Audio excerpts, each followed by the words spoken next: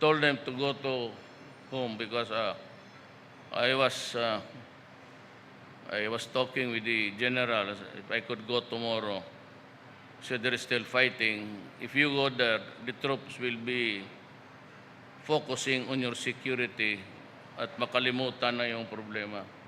So sabi nila, wag ka muna pumunta. Itong dalawa, Maranao rin to. Sabi, umuwi na kayo doon at pakiusapan. I said, I do not want to quarrel with anybody.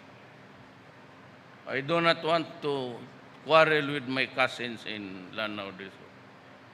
That's far, but do not be in that group. Magpatayan lang tayo. Get out from harm's way. I have a question.